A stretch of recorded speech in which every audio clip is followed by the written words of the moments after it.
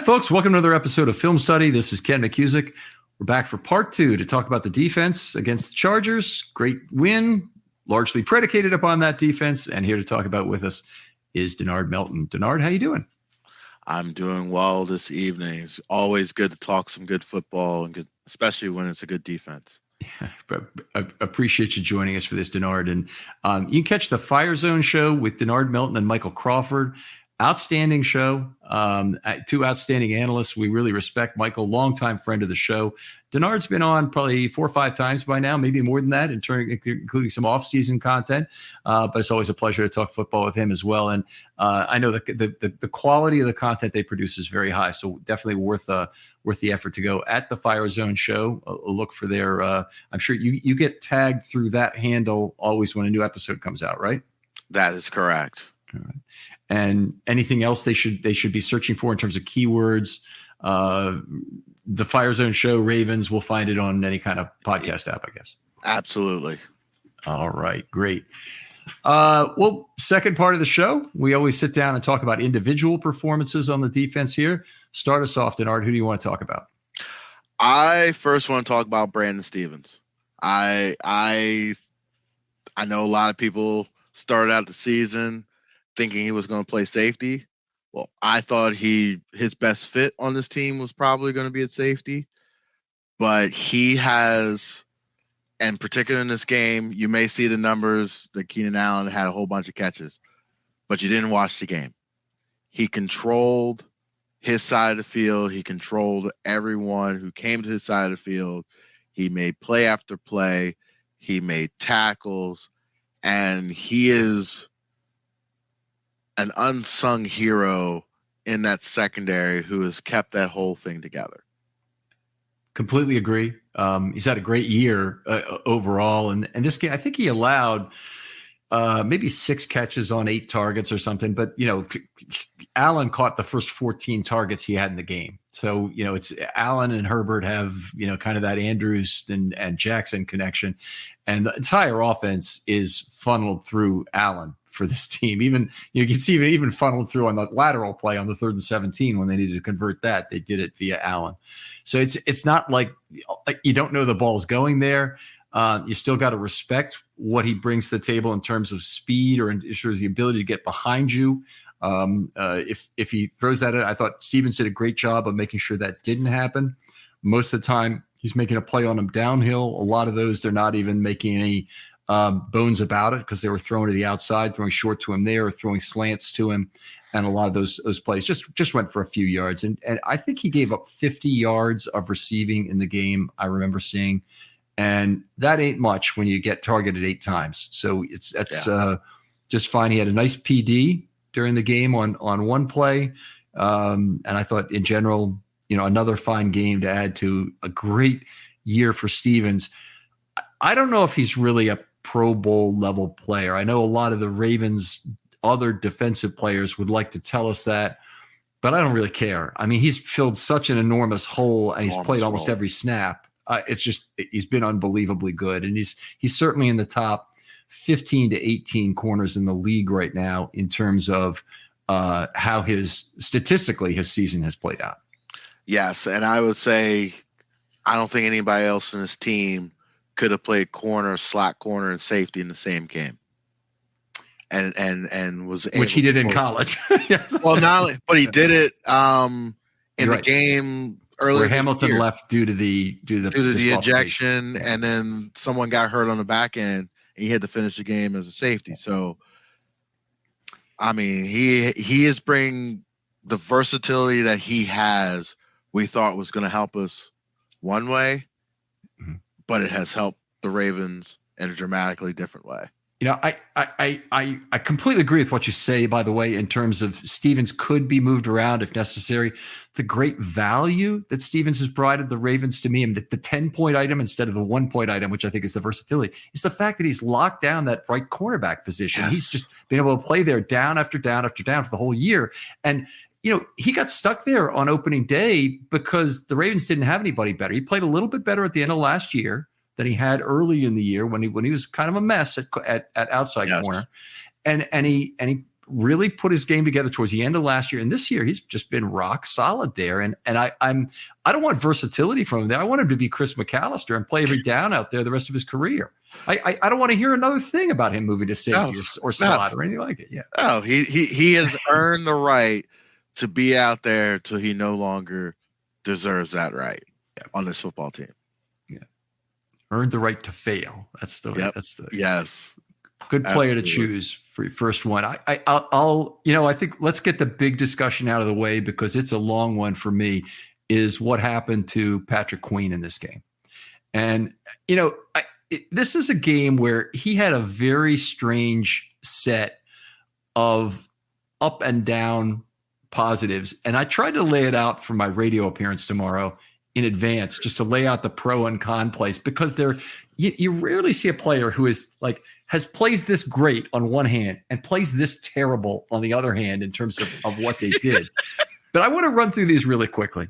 So the first pro is something a lot of people maybe didn't miss, but the Chargers were driving on their first drive and they got down and they had that Stone hit the guy late out of bounds, didn't get flagged. And then they got the retaliatory penalty on Salyer, the left guard rather.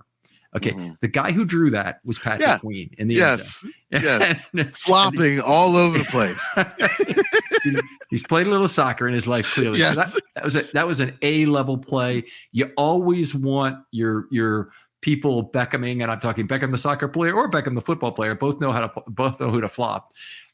Then he came back with a forced fumble on Eckler on the reception that was recovered by Pierce. So tremendous play there, high value drive-ending play. He tackled Eckler on that screen for -4. Both he and Roquan had it diagnosed, but he got there first and destroyed him before he could even get turned around. Then he set the pick to let Washington come in on the stunt. That was the stunt for the quarterback hit, not the one for the sack, but it was still a really good play. And then the biggest play of the game for him anyway, well, maybe not the biggest, but one of the biggest, is 3rd and 6. He came in, he knocked the pass down that was intended for Eckler, and the Ravens somehow, when it seemed like there no way in hell are they going to get the Chargers on the field, suddenly had him at 4th and 6. And Mollett finished him off on the next play.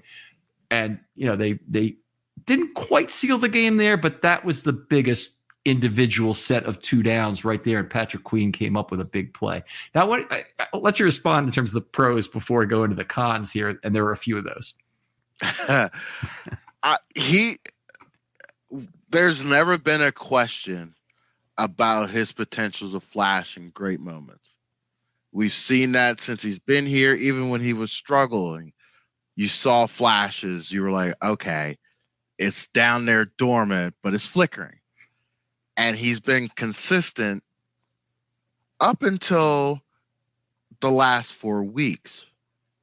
And Roquan has been the same way. If you've kind of paid attention a little bit, they've both kind of, I don't know, flattened out is a good term, but they've been a little uneven in their play. And I think even though Queen scored his highest grade according to PFF this week, I wouldn't be happy going into the break if I was him. I've been there myself as a player where I've had 18 tackles and I'll go and watch film and it could be the worst 18 tackle performance I've ever saw. Because I was out of, I was reaching too much, or I wasn't using my hands, or I was out of lanes, or I was, what I accused the Ravens of doing a couple of weeks ago was playing hero ball. So the great plays he had, they're always there. It's always been the consistency part of it, which is not having so many negatives. Mm-hmm.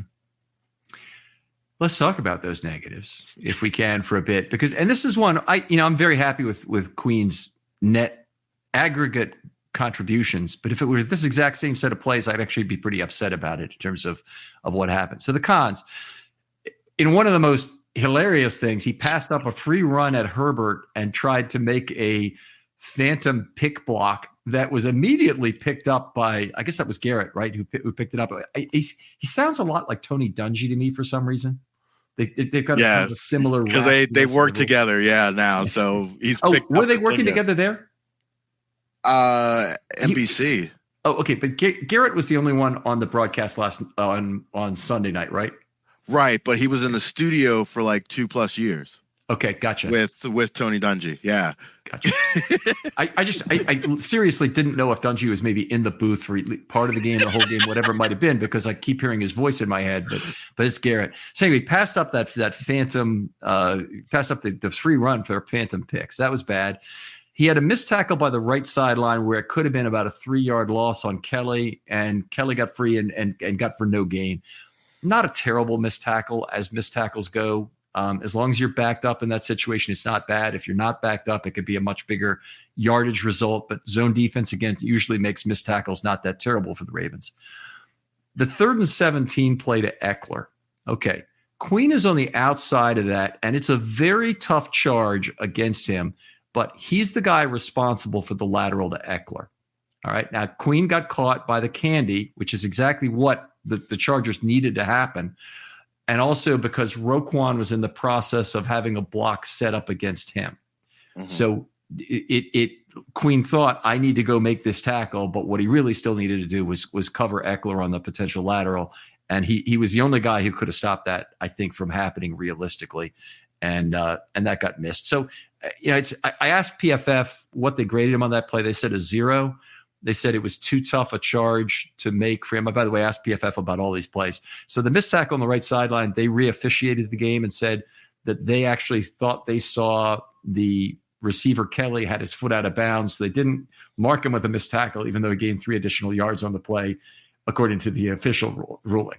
So they gave him credit for a regular tackle on that play. The 3rd and 17, they didn't make a charge on him. The next one was the RL 35 by Herbert. That's their big run play of the entire game.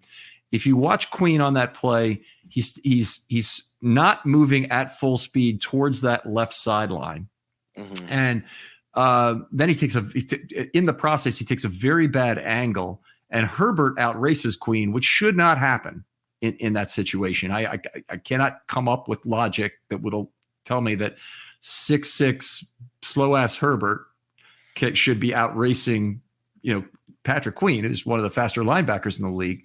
But he did, and he had to turn on the jets in order to catch him and make that shoestring tackle, which he actually ended up getting hurt on. So that was another bad play because it probably should have been about a 5 to 10 yard gain.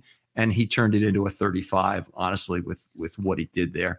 I can see you're chomping at the bit here. You go ahead and answer this one because I've still got a bad play or two that I need to talk about. No, I was going to say that also it was Brent Urban's fault on that play because he decided to engage and pop his head up, and he went inside, which opened that backdoor lane so wide that gave him literally a free run to do whatever he wanted to. Yes, Queen's angle was bad, but that was one of those rare times that the rush lane integrity blew up. Right. So that's interesting because Urban is one of the guys you can always count on to red light himself. He's an outstanding positional defender. And, one of the things that he does very well is take away space on the run. But when he's in there on a passing situation, I see him as someone who's happy to effectively two-gap. You don't two-gap when you're pass defending, but you're trying to guard against the quarterback leaving the pocket in either direction. But he's happy to do that because his main ability he's got is the ability to reach up and knock the football down at the line of scrimmage. So I don't disagree with you on that. It's just I thought we're listing out the Queen plays, but you're right. Yep. So anyway, the next one he got into the backfield on another run by Eckler, and this play ended up being a missed tackle at -4 in the backfield. Now, normally, first of all, he spun Eckler 360 degrees on the play. Normally, that's not going to be a bad play at all because somebody's going to clean that up. And Owe did for a loss of 1. And usually retracking the running back in that way is not like a missed tackle. It should be like a 10th of a missed tackle or a quarter of a missed tackle in terms of the relative impact of it. But he made it worse on this play because he missed him. And then he tried to get back into the play and he went helmet to helmet on Matabike and knocked him out of the game. So it was quite a series of unfortunate events here for Patrick Queen in this game. And I don't remember what they said about that particular play in terms of PFF, but it was just I didn't see how you can add up those plays that he had and get to that very high PFF rating that he came out with. I had to leave him. Well, I won't even say, but he was a tough decision on the MVP voting for this game on the defense, even though he had a bunch of great plays. Yeah. I definitely feel you on that one for sure. I think he had the highs, and I think he has some very low issues that he needs to clean up. Yep. All right. Well, your turn. Who you want to talk about? I would like to talk about Giovanni. I would like to talk about Clowney. I was skeptical to start the year. I didn't know how much he had left in the tank because of what happened in Cleveland, what happened in Tennessee. I thought he was coming here and it was a feel-good story because he should have been here from the start, and he's coming here now. Maybe we could jumpstart it.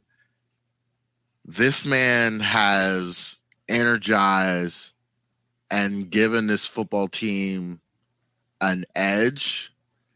And I know Roquan's been here and he's been the sturdying force, but Clowney gave this team an attitude on defense that it was sorely missing.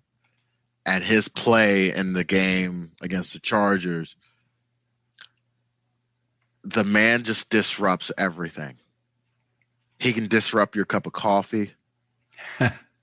He can disrupt your Zoom call. He's not even got a link to it. Like, he just wakes up and he breathes disruption. And he had several plays where he wasn't the one getting the tackle or the sack, but he was causing all the issues up front. He's believing in dropping in coverage where he did not like it at any other stops he has ever been at. He's enjoying his time here, and you saw that for the first time when he got the recovery on the fumble and he had all his teammates around him. Normally, he's not a big rah-rah guy like that. He'll celebrate a sack, he'll high-five a couple guys, but typically he'll just go to the sideline and doesn't want the photo op. Yeah, he's doing his job. He was brought here to do a job. You see a little bit of his personality coming out now. And I think that's really important down the stretch for this football team if he consistently plays the way he's been playing all year. Ideal fit for this defense in so many ways. You mentioned the coverage thing. He's been so far above expectation in terms of what he's provided in coverage. It's not a big context, by the way. Clowney's only dropped to cover maybe 15 times the whole year, something like that. But it's still a higher percentage than he had in his previous career. He only dropped about 3.5% of the time coming into this year, and it's like up to 4 and change this year. And that's, as a much older player than he was younger, you'd figure more athletic, he'd probably do it more. And he can still come up with some good coverage plays. I thought, you mentioned that the hip flip and some of the headiness also that went with it, and the willingness to be the first tackler, let Roquan be the second and pry that ball loose. There's just a lot of positives to draw on there in a very small context. So the thing I liken it to is it's like appreciating a good defensive first baseman. Context is very small. It's not all that important, but it's great to see a good defensive first baseman anyway, really take his craft seriously. Yes. Saves a lot of runs. It does. It saves some runs. Again, this is the 1 point consideration and the 10 point consideration. The 1 point consideration is what he can do for you in coverage. What he could do for you as a pass rusher, or even when the other team is passing the ball, period, has just been ridiculously high level. I mean, he's been in there with pressure on a regular basis. He's a great cleanup guy. He's a great get the first pressure guy.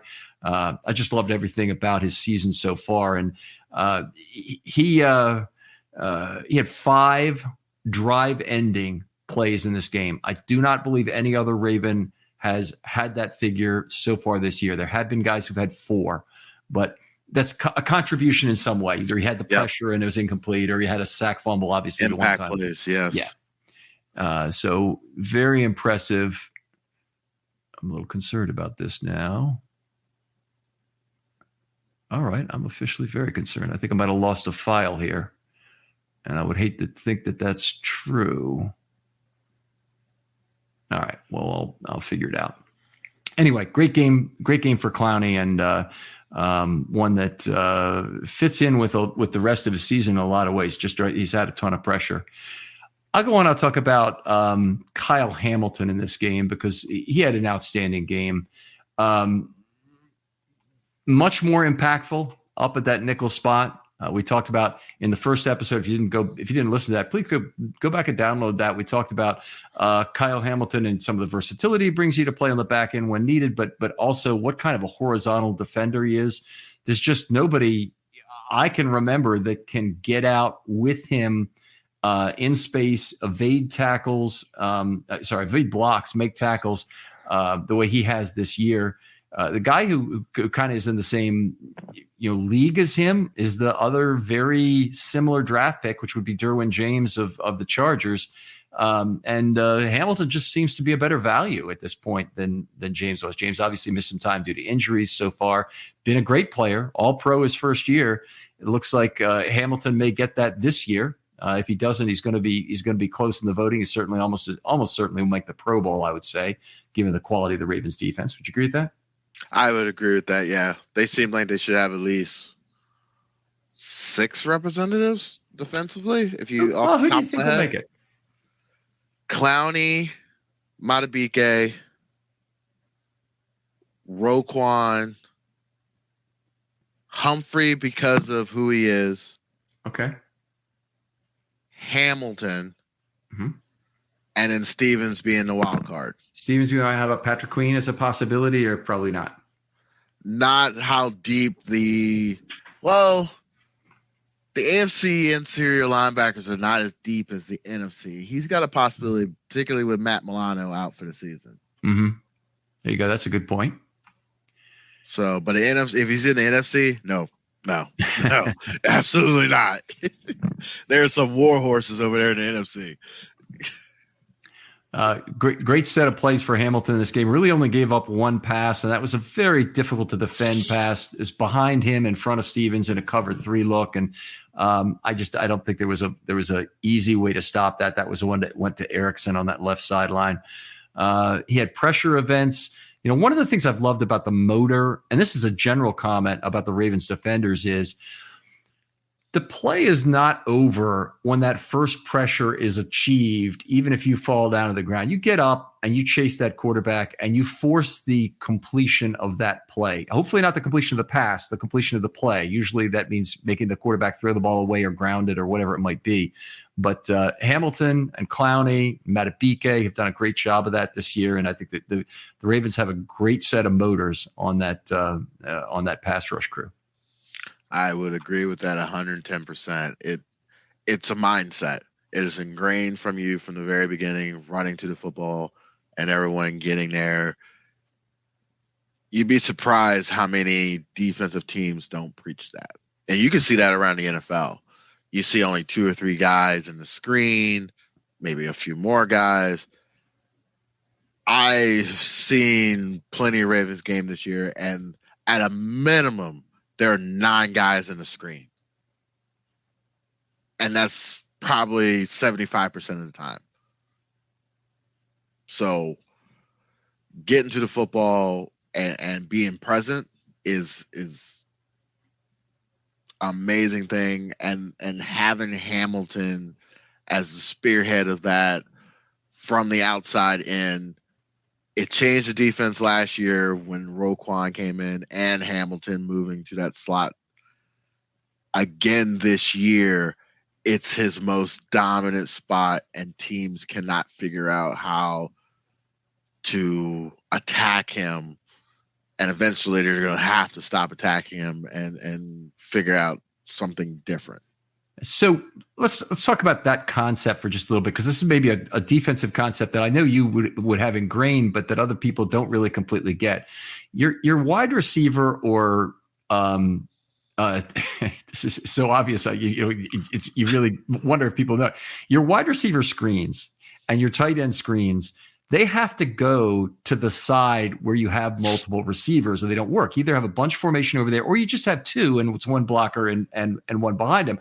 But you have to have two guys that are close to each other.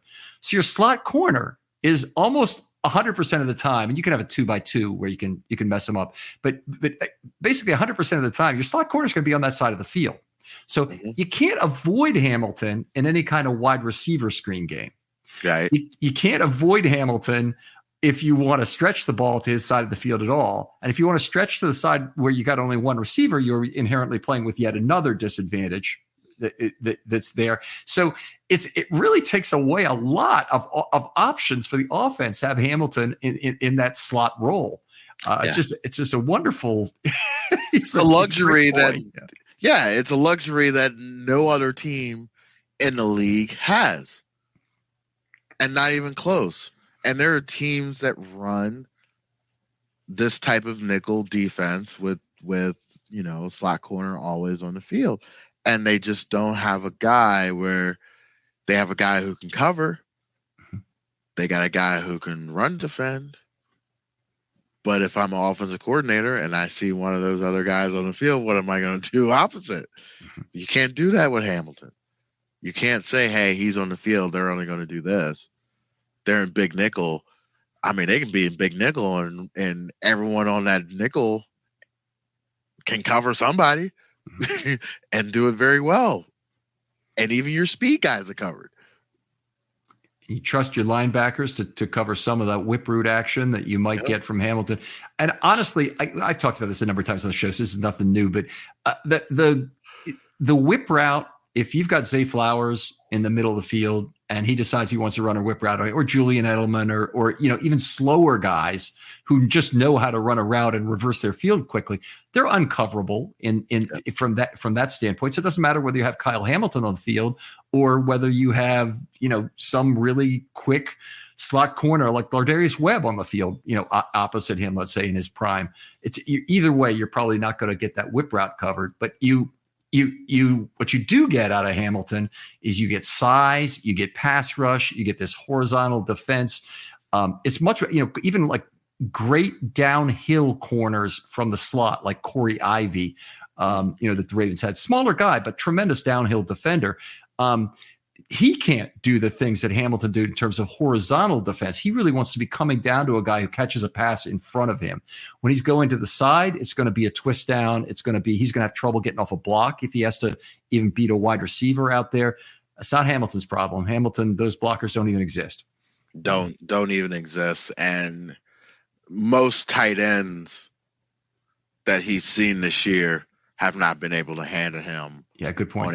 On any screens. I think the only tight end that he had a little bit of issue with was the Pittsburgh one. And that dude's like 6'7", 290. Like everybody's gonna have a little issue. Oh, the new guy, Washington. The Alabama guy, yeah. He had a little issue because they started to run at Hamilton in the second half with Warren, and they were just kind of getting up to Hamilton in the nickel, and the Ravens couldn't stop the off-tackle duos that they were getting against the Steelers. Yeah, Washington's got tremendously long arms, and actually he went to Georgia. I think now that I say that, I don't want to make Jake Vogel angry with me because I'm a Georgia fan. So, but yeah, great player. All right, whose turn is it? I picked Hamilton. It's your turn. Yep. I'm gonna go with the dancing bear, Michael Pierce. He has, once again, he dominated up front. He controlled the center and the guards. He provided pass rush. He provided pass coverage snaps. I mean, go back and watch the film. This man wants to be a linebacker in his life. He's probably wanted his past life at some point. But he brings a run-stopping presence in the middle of the field where teams unless it is Cincinnati and Cleveland, because they just know who we are. They will attack. They won't attack you in the middle of the field. They won't try to run into what this team is built down the middle with Pierce, Roquan.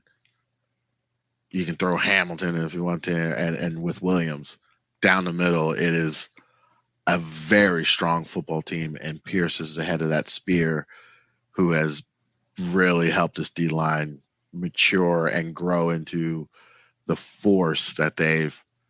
Aaron Rodgers' season is officially over, but yours has just begun at MyBookie. NFL, college ball, and a brand new cash-out system gives you options to bet and win all season long. First two legs of your parlay hit, cash out early and place another bet, or let it ride for a chance at an even bigger payday. Join us at MyBookie for an entire season filled with daily odd boost, same-game parlays, and huge prize pool contests.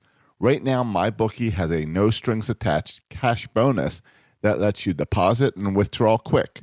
Use the promo code RAVENS on your first deposit of $50 or more, and you can receive up to $200 in cash instantly credited to your MyBookie account. That's promo code RAVENS to claim your cash bonus now.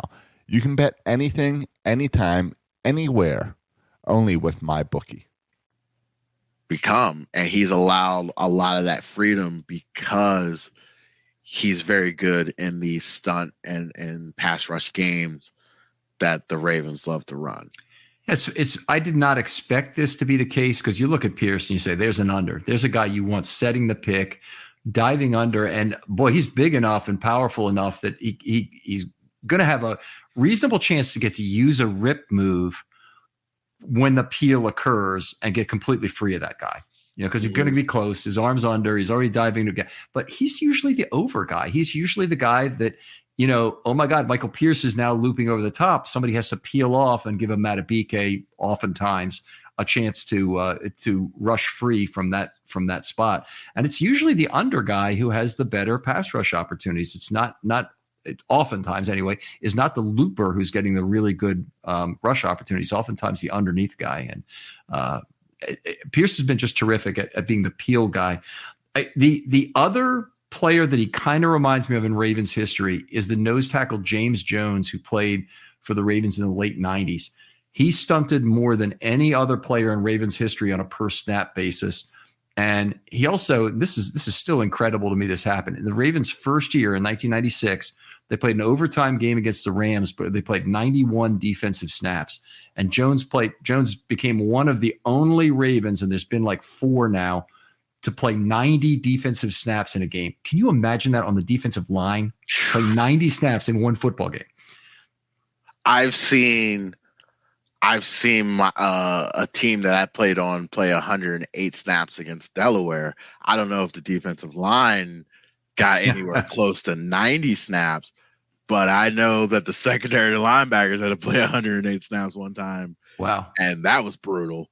I saw the evidence at practice. What era was that? Was that like the Flacco era at Delaware, or who was there when that was the wing T era. So that was Tubbs. Okay. At Delaware, and it was Mickey Matthews'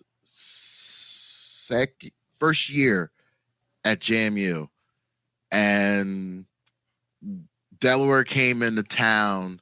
It was homecoming, and our offense was just not doing anything all day, but our defense was literally hanging in there. And 108 snaps later, they get a fumble on what we call a Sally, but is a counter tray basically to the wing back. And we somehow sniffed it out at the goal line and went the other way 100 yards and won the football game on a fumble recovery. But 108 snaps. But there's no overtime included in that game. It was no. It was they dominated. I mean, it was wing T, so it was 3 yards in a cloud of dust. It was 3rd and 2. Every other play. Every other play was 3rd and 2. That's good. The thing with games that have a lot of running like that, you expect them to be over sooner because they're running clock. But I guess they were running with pace too. They went to the line of scrimmage quickly. It was that, but also back then, the clock stopped on first downs in college. So even if you were running the ball in a cloud, it was stopping. It was stopping for 30 seconds. So they set the chains. Everybody would get, back in position. And here you go with another quick succession of 3 plays, and the clock would stop. And I mean, they had multiple 18-play drives.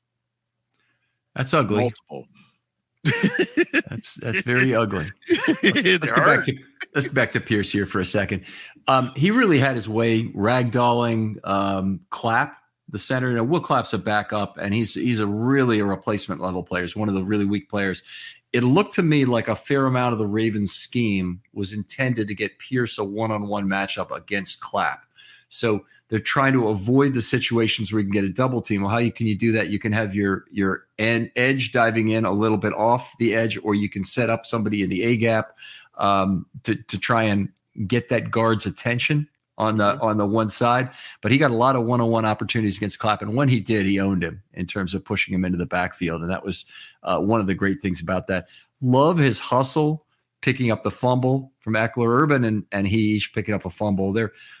My understanding is that those guys are like each other's best friend on the team. I could be wrong about this. There might be somebody else Pierce is in with, but you always see them together on the bench talking together, and they're two of the happiest people in terms of always being into things and whatnot. But I think that information came from Melissa Kim originally.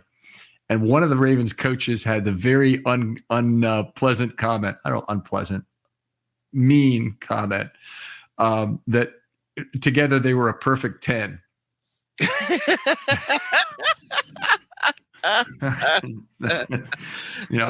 Urban is the 1 and Pierce is the 0 in that situation in terms of body type, if I have to explain that. But anyway, great game from Pierce. That's a great, he was well done by him, and hopefully he continues to play very well going down the stretch. He is one of the Ravens' most important players. I would love to get him back here next year, and I kind of wonder what the cost is going to be like at this point. It won't be cheap, but I'm still hoping, meaning when I say it won't be cheap, it won't be the vet minimum. No, but he's learned his lesson. Remember, he went to Minnesota and it all crashed and burned. So that's going to play a very big part in him thinking, do I really need to go get paid, or do I just take a reasonable contract that I know that I'm going to be here another 3 years? I hope you're right. I don't think it's going to be a 3-year deal, but I hope you're right that he'll stay with the Ravens. And it may be that he wants a 3-year deal. Nobody will give it to him, and he comes back to the Ravens and signs a 1-year deal for, say, $2.5 million, $3 million plus playing time incentives. Something that he is the rare player where I think workout bonuses make sense. But I think one of the things with the Ravens this time around is they really haven't been too worried about his weight like they were the last time. Now they list him at 355 and they let it ride. And, I think that's a fairly honest representation of his playing weight. I don't think it's too high. Let's put it that way. It's possible he's even playing a little heavier than that. And he carries that weight very well. So, we talked about he still maintains good leverage, pad level, moves his feet very well. And you can still use him on on stunts. That tells you right there that he carries that 355 pretty well. Yeah, and he seems very fresh in ball games. He doesn't look like, your typical 355 guy in the games kind of grasping. He's in really good shape. Yeah. He's by the way, he's going to set his career high in snaps this year. So he has 472 right now. And if assuming he doesn't get hurt, his high was 594 in 2017. So he's only 122 short with 5 games to play. So he's going to make it. They've just done a wonderful job, obviously, of managing his playing time effectively this year. But there hasn't, it's never really seemed at any point to me like he's been worn down in a game. Like there's been a game, boy, this guy's he's got his hands on his hips the whole time and whatnot. No, I haven't seen that from any of the D-line this year. Seems like they've Anthony Weaver's got them on a very good rotation. Yeah. Did you see her Anthony Weaver at the podium today? He had one of the great comments of all times. He's asking about Tavius Robinson. He goes, "You know what? I hate rookies." because let me just start with that, because you have to put up with so much crap. And I forget exactly how he said it, but it was absolutely hilarious. Everyone was laughing. And he goes, "Oh, but I mean, Tavius Robinson is different because he's really working hard at his craft. He's doing it."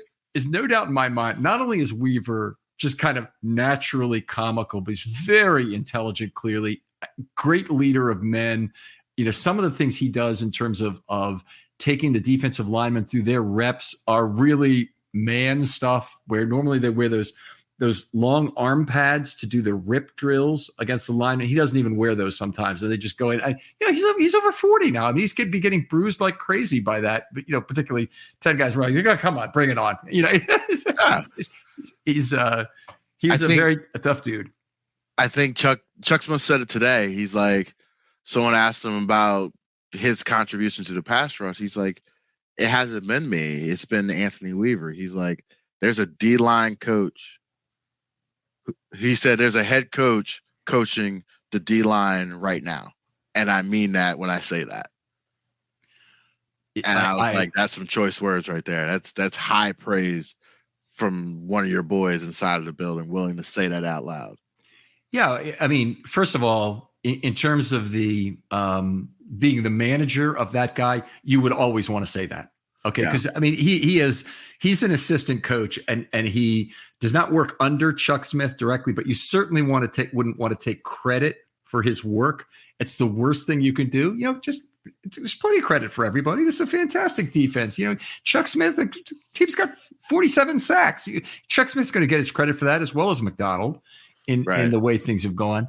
There's a ton of credit to go around. I hope Jadeveon Clowney gets the credit that he deserves out of this, because it's been a real group effort. But I absolutely love the Weaver thing, and pretty good chance he gets that head coaching gig. And if he does, that's 2 third-round picks to the Ravens. So be a pretty sweet deal. Speaking of that, they better make the deal now that Mike McDonald doesn't ever leave this building.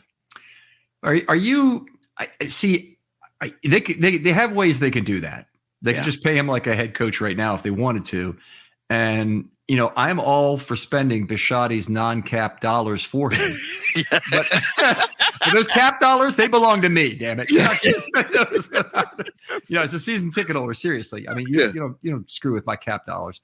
But I do love the fact that Bisciotti has brought in the positional coaches that are just quality top to bottom. I think in this organization now. If you look at the group that they have now and then go back to 2010 when they were rolling out the Chuck Paganos, the Jack Del Rios, the Marvin Lewises of the world, they were just churning out all those coordinators that were just going out. And they've got that type of staff starting to brew with Mike McDonald, T. Martin, Chuck Smith, Anthony Weaver. There's some guys on the staff that a couple more years, they're going to get some opportunities. I'll ask you about one other guy, Chris Hewitt. Does he seem like he might be a head coaching candidate at some point? In the right situation, yes. Okay. And I think that is kind of in the Harbaugh mode. Like, he's going to walk into a situation where he's going to be used to running an entire group. And that's different because he's going to be touching, like Harbaugh said when he came in, he's going to be able to relate to the defensive guys. He's going to relate to the offensive guys because he sees them all every day in his meeting room. So that's going to translate to him as a head coach a lot differently than, a guy coming and be an offensive coordinator or a defensive coordinator, because he's used to only talking to a certain group of guys. So I think Chris Hewitt's going to need to walk into a situation where he's going to have control in a sense of the whole project and not just say, I'm coming in to fix special teams, or I'm coming in to, like, I'm an offensive guru. This is what I'm going to do. like the guy in Miami or what Brandon Staley thought he was in San Diego. Like, he's just going to have to be the all-around dude who can communicate to everyone, who is a great communicator, leader of men, and take it from there. Yeah. He seems very sharp. I did notice he's in his 9th year now coaching the secondary here, which is a long time to be in one place. And I honestly didn't. Time has gotten away from me. I did not realize he'd been here that long. But I guess 2015, that means he got here. Yeah. All right. I want to mention one other player. We got to get to some mailbag too here and talk MVPs. But Arthur Mollett, if we can't let this pass without him being talked about, he played 7 plays in this football game. Very first play came in was the play at the end of the half, 5th dime play for the team the entire season. You can tell I'm a little salty about that all the time. But anyway, he came up, took the interception away from Hamilton and Darby, I think it was, at the 2-yard line, and really nice play there. He came in, and then for one more series, and it was the second to last one where they ended up stopping the team on 4th and 6. The unheralded play he had was at Q4 223. So Herbert threw the ball to Guyton. It was a 4-yard pass. By the way, Guyton did nothing all game. The Ravens really completely blanketed him. But little pass for 4 yards, 1+3 in between the numbers and the right hash. Arthur made the tackle in the open field, pulled his shoe off, and he let it be there. Anyway, they couldn't get another play off before 2 minutes because Guyton is trying to get his shoe back on. Herbert wanted to run a play. He had them at the line of scrimmage, and Guyton is still fiddling with getting his shoe on. He couldn't do it. So anyway, clock drops down to 2 minutes, and not only did the Ravens prevent an additional play, which might have helped them or hurt them, frankly, from being up 3 at that point, but they got a rest for the defense, and they came back on and had a chance to defend against 3rd and 6 when they came back from 2 minutes there. And they stopped that play with an incomplete to Queen that only took 3 seconds off the clock. And then Mollett stepped out of the phone booth again at 1:57 to go, rushed unblocked off that offensive left side, didn't miss the tackle. Herbert looked like a deer in the headlights. He didn't really try and move, but Mollett spun him right down. And I don't know how Herbert even got the ball off in a forward direction, because I think it was pretty much random in terms of how he's throwing as he was being spun that way. But it should have been a sack, ended up being an intentional grounding. Either way, game-saving play by Mollett. They still had to get the touchdown from Zay Flowers after that. They actually only needed a first down, but they got the touchdown from Zay Flowers to close out the game. But that ended the drive where the really highest level of fear was right there. Yeah, and you can tell the attention to detail on that particular play with Mollett. They had coached him on that play, or they had told him on the sideline, like, when you come off there, get your hands up. Because throughout the whole second half, he was getting the ball out quick. So if you show your hands, it might make him hesitate. And it did. I wouldn't say Darby had the best coverage out there on Allen. If Herbert had stepped into that and let it rip, I don't know if he would be able to, make that throw. He could have. Oh, do you think he was going to throw the ball to Allen? Why would he have thrown the ball to Allen? I don't know. He just throw the ball to anyone else. Yeah. So just the attention to detail, the rushing under control, and then on top of that, once you get there, not doing something crazy to get a 15-yard penalty. Yep, very true. The other thing is, and this is a lot of defenders have trouble with this. Great pass rushers don't, but a lot of defenders have a natural instinct to jump at any sort of a pump fake. And, you get yourself on the ground. You lose your feet in that situation. Herbert just moves left, moves right, either avoids the sack that way or makes the pass that way. Mollett just had his hands up, racing right at Herbert the whole time. And I think it's a great point that being coached to have your hands up is a great thing. When you're a slot corner, you don't always find yourself in that position. It's maybe not obvious, but this is Mollett's effectively his 3rd sack of the year and effectively the 7th for Ravens slot corners, which when you look at them, for them to have 7 full sacks at this point, they would be, I think, 2nd on the team, or does Clowney have 7.5 now? Either way, they'd be right up near the team. Yeah, right there. Yeah. So it's a treat to watch when it's used correctly and not abused. I think some teams get caught in abusing it. The Steelers got caught abusing it for a long time, and they had to dial it back for a while. They don't use it as much in terms of the slot blitz anymore because teams were just like, we know it's coming. So some quarterbacks really know how to read hot, and other ones are not that great at it. And I think McDonald has been very good at figuring out which of those quarterbacks can actually get the hot read, and uses a lot less off-ball blitzes against Staley. You can see that against Cincinnati, Joe Burrow. Yeah. They don't know. They refuse to do it. And if they do it, it's very sneaky. They try to slide it in there. Yeah, you got to rotate your coverage to fill that gap very quickly for the hot read. All right, how about we move on? We talk about the MVPs in this game, and if you're good with it, we'll go 3, 2, 1. You name your number 3 guy, and then I'll follow up.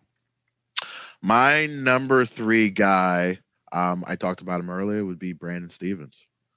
I think he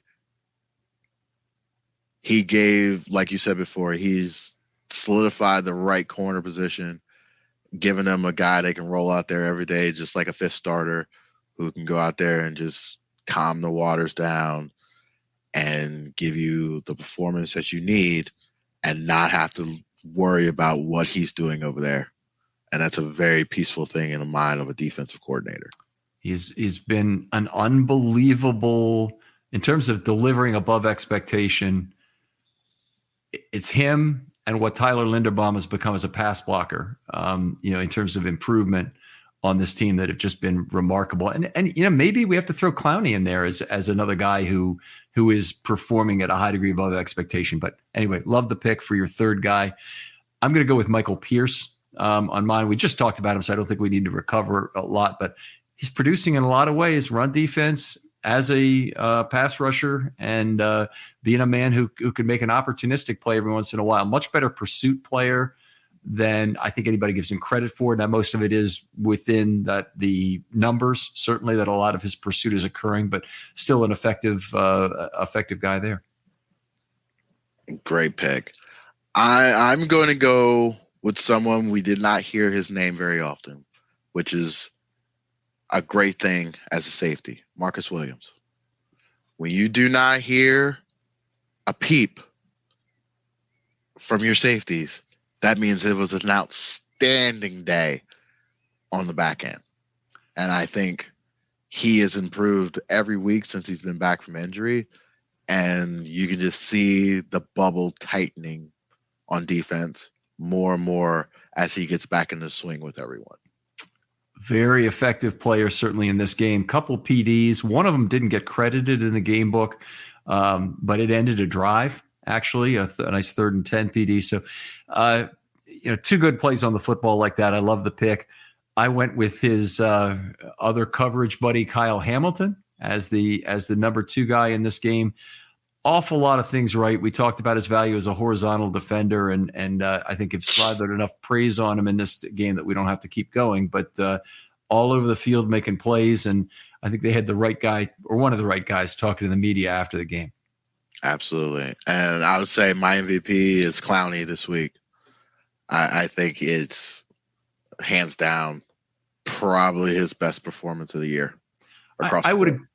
I would agree, and he's also my number 1 guy. And the big thing for me is the 5 contributions to 5 drive-ending plays, and you just don't see that very often. I mean, they had 11 drives in the game, so that's a lot of what happened. And in terms of the individual play in this game, which really turned it around, well, I mean, I guess you'd point to a couple that he made, but the forced fumble he had to end that 20-play drive or so, which a couple penalties plus 18 plays. That just was an enormous game-turning play in terms of getting that defense off the field. That was that saved them from practicing this week. that allowed them to enjoy this break and line them up in a way that going 9-3 into the last 5 games of this season gives them an opportunity to be special. All right. I'm I'm obviously looking forward to the stretch and what happens here. We got a few questions in the film study mailbag I want to try and attach here. Alrighty. All right, let's go to the first one. This comes from Isaiah. I don't think I've seen him. Stogleyog. I don't know how you pronounce that, but anyway, it's Isaiah. Thanks for the question. He says, "Hey Ken, so the Ravens being dead last in forced fumbles, and that's actually in the relationship between fumble recoveries and forced fumbles, and 20th in passes defense to turnovers, probably changed in this game. Do you think the reason behind this is due to the nature of our defense and not sending numbers for sacks, and teams not taking shots down the field as much?" All right, I'll start with this. Maybe I'll take half of it. I'll let you answer the pass one. But I think in terms of the forced fumbles, there is a fair amount of luck involved. But if there's one thing I haven't been particularly satisfied with the Ravens pass rush, it's not getting good first shots at the club move to knock the ball loose. They have way too many sacks for as few forced fumbles as they have. And I know they've got some compound sacks in there, but I'm not very satisfied with the total number of forced fumbles related to the sacks. So the other question was about passes defensed and converting more interception opportunities, I guess, particularly when the Ravens are in zone defense. So I will answer that this way: is teams play the Ravens differently. And I think it's for years and years and years. And you can see it with any other team who is very good defensively, like San Francisco and the Patriots in the day. You don't take risk. And game plans are, I'm going to throw it high and wide to the outside, least opportunity for a ball to get tipped, something crazy to happen, because you start, dealing down the middle of the field, there's a lot more defenders. There's a lot more opportunities that can go wrong with that ball being in the air, and a lot more hands involved. Mm-hmm. So teams understand when they play the Ravens that the Ravens average about 150 to 200 yards rushing. So you have to value your possessions against their defense because they're only giving up 13 points a game. Mm-hmm. So you're not going to take chances and turn the ball over when you're only going to have maybe 8 to 9 possessions in a football game. You turn the ball over 1 or 2 times, that's it. It's over. It's hard to come back from in the NFL. I've got maybe a slightly different take on this. I think that the Ravens have prevented a lot of the riskier downfield throws that can result in interceptions just by the fact that they set up. And so the ball out quick throws to the sideline, the 3-step drops, the other ways that the ball is out quickly to a running back or whatever. It's a very high percentage of completions, very low percentage of interceptions. And you have to have almost a schemed up play like we saw Hamilton execute against the Browns, where he knows exactly what's coming because they're basically laying it out there as bait for Watson in order to set up an interception on such a play. So I think while zone defense normally should create a lot more interceptions, with the way the Ravens play defense is so in your face to the quarterback that quarterbacks really don't like to put the ball up in the middle of the field, period. Tip drill interceptions should be occurring probably at a higher rate, but they don't want to put up the ball downfield and have Geno Stone or Marcus Williams be racing after it. All right, got one other question here, and this is actually more of I think we've addressed this already, but Gooba the Man, really appreciate this question because I did look at this as I was going through, but he says that at Q4 223 on the broadcast, you can see them talking about Guyton losing his shoe and Herbert wanting to get another play out, and they can't because Guyton can't get his shoe back out on time. I appreciate you pointing that out in advance because it did make me look for it when I reviewed the game. And I'm not sure I would have caught it otherwise. They were talking about it. We often have the sound turned way down as I'm trying to call out notes, and Maureen is writing them down, and we're going through this process. So I might have missed that had you not pointed out. But I do appreciate it, Gooba. Thanks for bringing that to our attention. I think that's all I've got in terms of mailbag questions. I don't see another one here, but I just want to thank you again, Denard, for coming on. Great time always talking football with you and what you bring in terms of your expertise with the game, your knowledge of defense and whatnot from your own perspective. I really appreciate it. Well, thanks for having me always. And it's always fun to talk football and have the stats that sometimes I don't even think about. You bring up and it pop up in my mind, and it just validates a lot that goes through my brain. So I appreciate everything you do. Appreciate that. Tell folks where they can talk football with you online and where they can download your pod.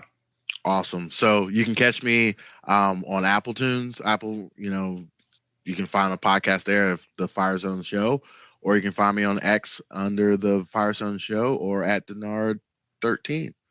All right. Outstanding. Make sure you give that podcast a listen. We did talk about it a little bit at the beginning, but Michael Crawford and Denard, two very good ones, and they put out quality content. Other folks out there, if you'd like to, please hit me up. If you want to do a film study short, perfect time during the bye week. I've got some good ideas, but I'm always looking for more and looking for record more. So I have an extra program per week that I can put out. Often I don't put out anything on Monday, for example. It's a perfect time for a thoughtful thought experiment that doesn't have a real timely nature to it. Love those kind of pods and having them ready to go. Anyway, it doesn't have to be a metric or anything, but any kind of a smaller granular topic you want to talk about that we can take 15 to 20 minutes on. Love to have that discussion with you. Denard, thanks again for joining me. Thanks for having me. And we'll talk to you next time on Film Study.